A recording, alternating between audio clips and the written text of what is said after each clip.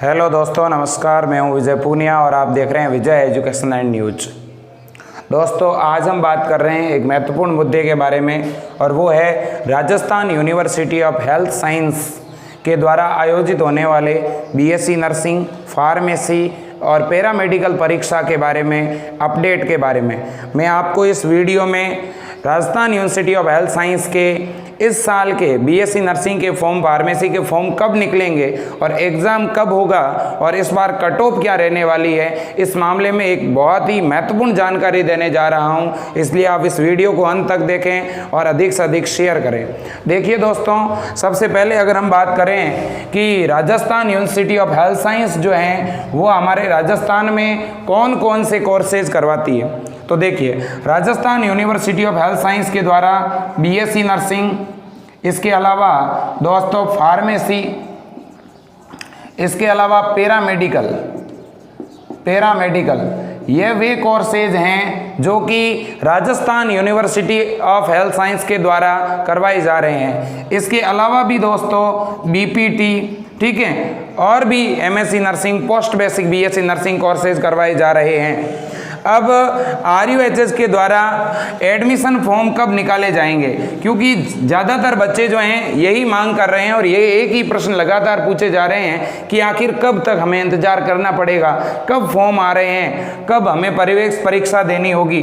तो इस मामले में मैं आपको सिलसिलेवार हर एक पॉइंट समझाने वाला हूँ, इसलिए आप इस जानकारी को अच्छी तरह से जान लें कि इसके जो एडमिशन फॉर्म आ रहे हैं वो दोस्तों कौन से मंथ में आ रहे हैं। सितंबर मंथ में। बहुत ही महत्वपूर्ण जानकारी, और जो है मैं जानकारी जितनी भी दे रहा हूं वो तथ्यात्मक है, आप इसे अच्छी तरह से जान लें, ठीक है। इसके फॉर्म सितंबर में ही जारी होंगे, ठीक है, और इसकी पूरी योजना भी Rajasthan university of health science ने बना दी है। एग्जाम कब करवाने हैं, फॉर्म कब निकालने हैं और किस प्रकार से परीक्षा का आयोजन करवाना है, इस मामले में Rajasthan university of health science ने पूरी रूपरेखा बना रखी है। तो फॉर्म आपके सितंबर में आ रहे हैं। सितंबर के लास्ट वीक तक फॉर्म जो हैं वो निकल जाएंगे।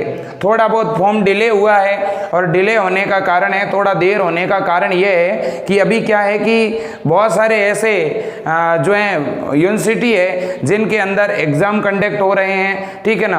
बोर्ड के एग्जाम भी जो है प्राइवेट वाले बच्चों के लेट हुए थे, तो इस वजह से ये इस बार फॉर्म थोड़े लेट हुए हैं, ठीक है। अब यदि फॉर्म सितंबर में निकलते हैं तो फिर परीक्षा कब होगी, क्योंकि बीएससी नर्सिंग के लिए और फार्मेसी, पैरामेडिकल और बीपीटी के लिए यदि आप गवर्नमेंट कॉलेज में एडमिशन लेना चाहते हो या एक अच्छे प्राइवेट कॉलेज में एडमिशन लेना चाहते हो तो आपको एक पहले प्रवेश परीक्षा देनी होगी। हाँ, इन कोर्सों में आप डायरेक्ट एडमिशन भी ले सकते हो प्राइवेट कॉलेज में, लेकिन फिर वहाँ डोनेशन देना पड़ेगा, एक्स्ट्रा चार्जेस देने पड़ेंगे। और ये तरीका है प्रवेश परीक्षा का। अगर प्रवेश परीक्षा देकर के आपका एडमिशन होगा तो आपका एडमिशन निःशुल्क भी होगा, ठीक है। तो इस जानकारी को भी आप अच्छी तरह से जान लें। देखिएगा दोस्तों, यहाँ पर जो बहुत ही महत्वपूर्ण तथ्यात्मक जानकारी आपके सामने रख रहा हूँ उसे भी आप अच्छी तरह से जान लें कि यहाँ पे एक प्रवेश परीक्षा का आयोजन होगा।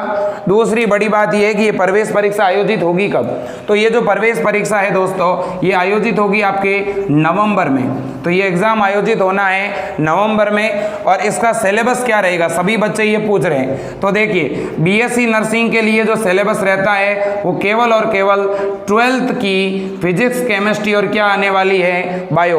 ओनली 12th की फिजिक्स, केमिस्ट्री और बायो पूछी जाती है बीएससी नर्सिंग में। लेकिन यदि मैं फार्मेसी की बात करता हूँ या पैरामेडिकल की बात करता हूँ तो वहाँ पे केवल फिजिक्स और क्या पूछी जाती है, केमिस्ट्री। यहाँ पे जो ये सिलेबस है, ये सिलेबस आप जो है इसे इसकी ऑफिशियल वेबसाइट पर जाकर के भी डाउनलोड कर सकते हैं। और दूसरी बड़ी बात दोस्तों ये भी है कि इसके आपको जो है प्रीवियस ईयर के क्या पेपर जो हैं हमारे इसी चैनल पर आपको मिलेंगे। मैंने सिलसिलेवार तरीके से सारे पेपर जो हैं अपलोड किए हैं, तो आप उन पेपर को भी देख सकते हैं, उनके सॉल्यूशन को भी समझ सकते हैं। इसके बाद में अगर मैं काउंसलिंग की बात करूं, ठीक है, एग्जाम अगर नवंबर में होता है तो फिर रिजल्ट 15 दिन 10 दिन में जारी हो जाएगा।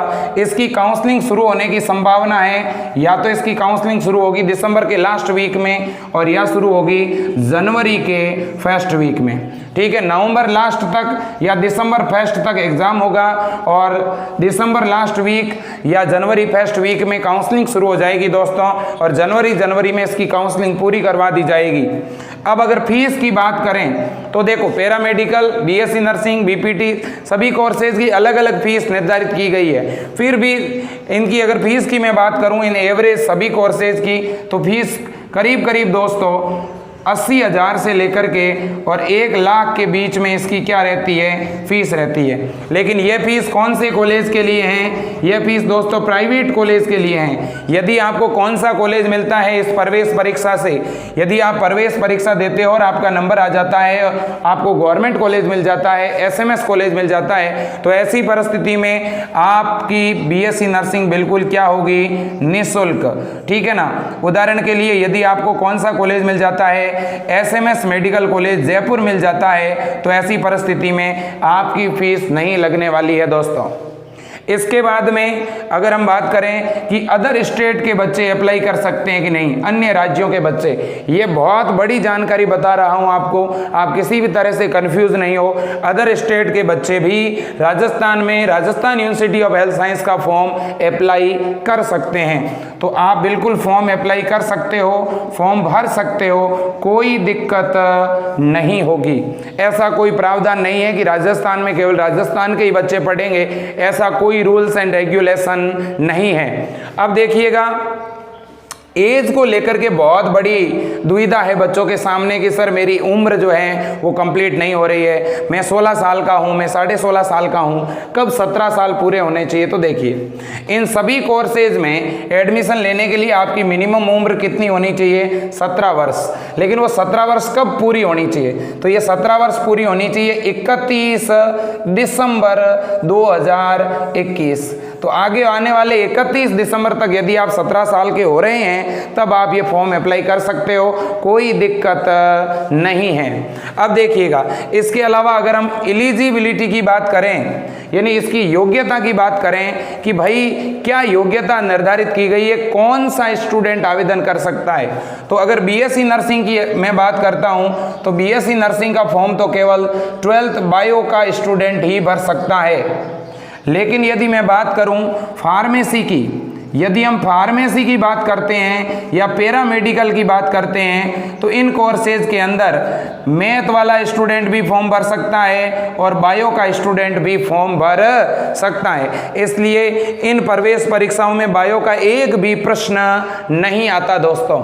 इसके बाद में अगर मैं जॉब की बात करूं, क्या गवर्नमेंट वैकेंसी निकलती है क्या, या सारे जो प्राइवेट हैं, तो देखिए यहाँ पर आप अगर बीएससी नर्सिंग करते हो तो ऐसी परिस्थिति में फर्स्ट ग्रेड नर्स बनते हो, ठीक है ना। तो इसलिए बिल्कुल वैकेंसी निकलती है, हर 2-3 वर्ष में गवर्नमेंट जॉब निकलती है, एम्स के अंदर अलग से वैकेंसी निकलती है। तो इसलिए जॉब है, इतना ज़्यादा कंपटीशन भी नहीं है, ठीक है। तो बहुत ही अच्छा फील्ड है, मेडिकल लाइन में बीएससी नर्सिंग सबसे बढ़िया फील्ड है। और इसके बाद में पैरामेडिकल और इसके बाद में फार्मेसी, ये तीनों ही बहुत ही बढ़िया डिपार्टमेंट है। यदि आप इन्हें ज्वाइन करते हो तो बहुत अच्छी बात है दोस्तों, आपका करियर जो है वो उज्जवल है, ब्राइट है।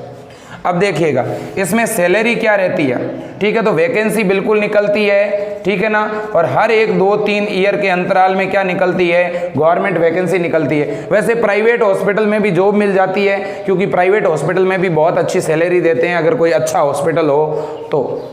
इसके अलावा अगर मैं सैलरी की बात करूं तो इन कोर्सेज किए हुए स्टूडेंट को अधिकतम गवर्नमेंट अगर वैकेंसी निकलती है तो 1 लाख रुपए तक की सैलरी मिलती है। और राज्य सरकार की जो वैकेंसीज आती है उनमें 40 से 50 हज़ार तक की सैलरी मिलती है। और सेंट्रल गवर्नमेंट की जो है वैकेंसी आती है उसमें 70 से लेकर के 1 लाख तक की सैलरी मिलती है। एम्स के अंदर जो बीएससी नर्सिंग किया हुआ स्टूडेंट, ठीक है, अगर वो 3-4 साल से काम कर रहा है रेगुलर, तो उसकी सैलरी 80,000, 90,000, 1 लाख तक पहुंच जाती है दोस्तों।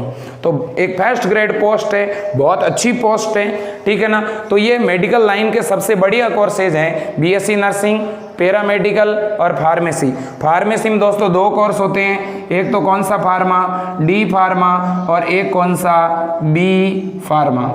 इसके अलावा पैरामेडिकल में एक डिप्लोमा होता है जिसे हम क्या बोलते हैं, डीएमएलटी। डीएमएलटी बच्चों कितने वर्ष का है, 2 वर्ष का डिप्लोमा है। एक होती है बीएमएलटी, ये कितने वर्ष का होता है दोस्तों, 4 वर्ष का होता है, ठीक है। ये जितने भी कोर्सेज हैं, ये अधिकांश कोर्सेज जो हैं आपको एसएमएस कॉलेज जयपुर में भी मिलेंगे, ठीक है।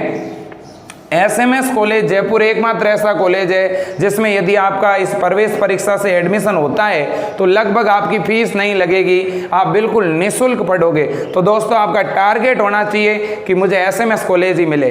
अब इसके लिए कट ऑफ क्या रहती है, ये बड़ी बात है। तो देखो जितने भी ये कोर्सेज के एग्ज़ाम होते हैं इनकी कट ऑफ, क्योंकि देखो मैंने ये सभी कोर्सेज एक साथ क्यों लिखे हैं, क्योंकि इनके एग्ज़ाम भी एक ही साथ होते हैं और इनके फॉर्म भी एक साथ ही निकलते हैं, याद रखें आप। तो दोस्तों इसकी जो कट ऑफ रहती है, अगर मैं BSc नर्सिंग के SMS कॉलेज की बात करूं तो SMS कॉलेज की कट ऑफ रहती है 65%, ठीक है ना। इसमें +2% या -2% हो सकता है, फिर भी जिस स्टूडेंट के 60% नंबर हैं तो वो पूरी तरह से सेफ हैं, उसे या तो SMS कॉलेज मिलेगा या कोई और सरकारी कॉलेज मिल जाएगा। कहने का मतलब दोस्तों यह है कि आप तैयारी करते रहें, ठीक है। अगर आप अच्छी तरह से तैयारी करोगे तो आपका ज़रूर नंबर आएगा। सिलेबस की जहाँ मैंने बात की थी, ठीक है, BSc नर्सिंग में तो केवल 12th का ही सिलेबस आता है, लेकिन फार्मेसी और जो पैरामेडिकल कोर्स है दोस्तों इनमें 11th और 12th दोनों का ही सिलेबस आता है। BPT के अंदर भी 11th और 12th दोनों का ही सिलेबस आता है, लेकिन सिलेबस आएगा कौन सा, RBSc का, ये मैं क्लियर कर देना चाहता हूँ, ठीक है दोस्तों। तो ये जानकारी किसके बारे में थी, Rajasthan university of health science के द्वारा आयोजित होने वाली BSc नर्सिंग, फार्मेसी और पैरामेडिकल कोर्सेज के बारे में, ठीक है। आप किसी भी प्रकार के बहकावे में नहीं आए, आप पढ़ते रहें। इस बार 100% एग्जाम होंगे, फॉर्म बहुत जल्द निकलने वाले हैं, परीक्षा आपकी नवंबर तक करवा दी जाएगी, ठीक है। और दिसंबर में या जनवरी फर्स्ट वीक में काउंसलिंग भी हो जाएगी। थोड़ा सेशन डिले हुआ है 3-4 महीने, वैसे BSc नर्सिंग का सेशन बच्चों इसी तरह से चलता है, सितंबर अक्टूबर में ही सेशन पहले भी चलते थे, तो BSc नर्सिंग का सेशन 2-3 महीने वैसे भी लेट ही चलता है। इस बार कोविड की वजह से थोड़ा लेट हुआ है, ठीक है, लेकिन ये धीरे धीरे फाइनल ईयर तक जो है ये टाइम को मैनेज कर दिया जाएगा, ठीक है। किसी स्टूडेंट को ये लगता है कि सर मेरा गवर्नमेंट कॉलेज में नंबर नहीं आया तो क्या होगा, तो देखिए दोस्तों, यदि गवर्नमेंट कॉलेज में नंबर नहीं आया, मान लो आपके नंबर 50 आ गए या 40 आ गए, तो आप इस काउंसलिंग से, RUHS की जो काउंसलिंग होगी, इस काउंसलिंग से आप प्राइवेट कॉलेज में भी जा सकते हो, ठीक है ना। आपका नज़दीकी जो भी प्राइवेट कॉलेज है उसे आप चूज करके उस प्राइवेट कॉलेज में भी जा सकते हो।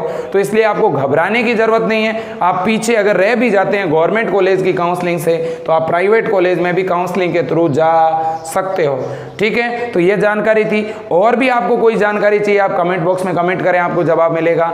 थैंक यू दोस्तों, जय हिंद, वंदे मातरम।